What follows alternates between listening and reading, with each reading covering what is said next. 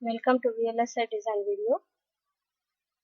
We are looking into floor planning and placement, that is unit 4, and today we will be discussing a few other things in this lecture 3. The objective of this video is to make you to explore some system on chip details like supply and ground bonds, power distribution techniques and power optimization. What is supply and ground bonds? It can be defined as variations in ground voltage due to impedance on the ground wires. We all know there is a need of power supply, that is a positive supply, that here we term it as a supply, and the negative supply we call it as a ground. So generally based on the nanotechnology and based on the levels, we give either plus 5 volts and 0, plus 5 volts for supply and ground as 0 volts, or it may vary based on what we are choosing.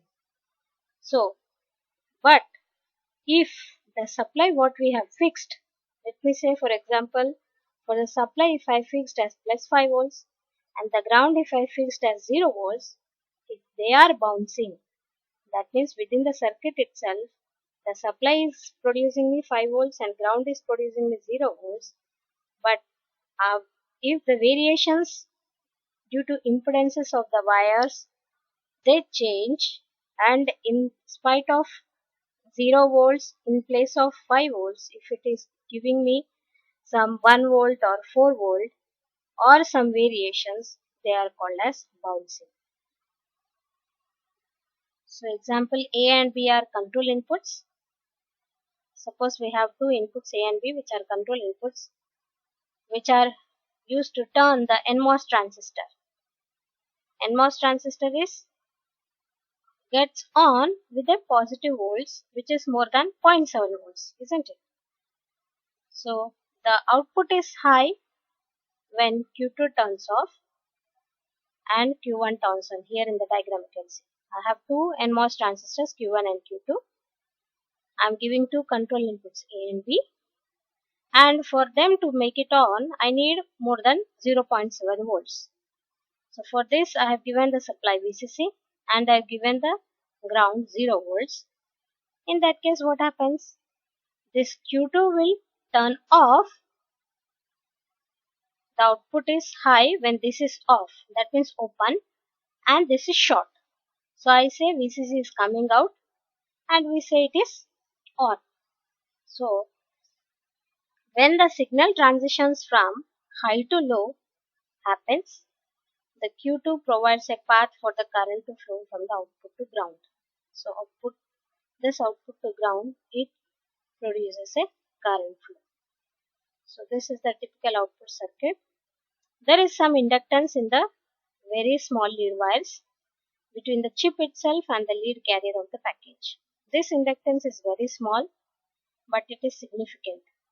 Consider what happens the moment Q2 turns on and Q1 turns off. Q2 is what? Pull down.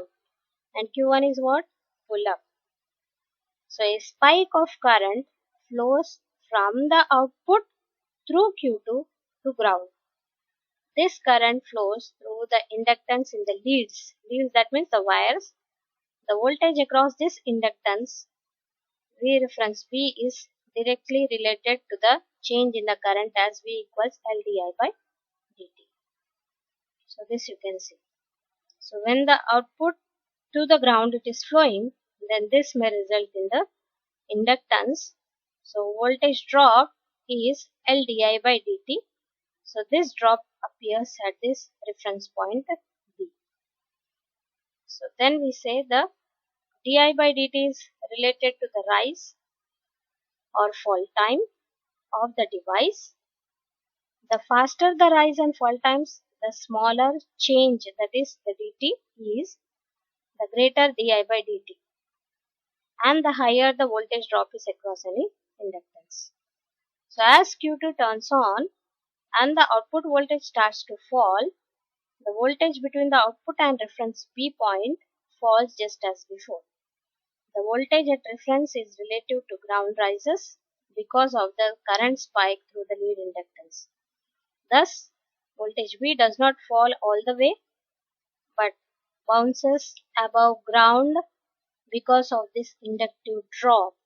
This phenomenon is called as ground bounce. Power distribution technique. Similarly, this can happen. What I shown you, the phenomenon is not only at the ground. The voltage drop which is happening here is not only at the ground, but can even happen at the supply also. Same drop, the VCC which is flowing here from VCC, the output which comes out may give the drop here because of the lead inductance which can happen. It is not the parasitic capacitance inductance but lead inductance. So these changes in the voltages are called as supply and ground bonds. So next we will be moving on to the power distribution techniques. So the power is nothing but the supply voltage VDD and the ground. So how to distribute them? Power distribution presents several significant problems. First one is design a global power distribution network that runs both VDD and VSS. VSS is nothing but the ground, entirely in metal. With the metal we are supposed to pass this. Second is size the wires properly so that they can handle the required currents.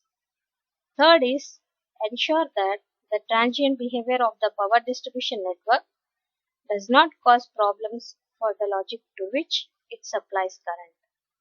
While keeping all these problems in mind, tackle two types of power supply loss. They are IR drops from steady state currents and LDI by dt drops from transient current, which just we have seen now. So this is the power network planarity. This is the VDD you can see here. This is the VSS.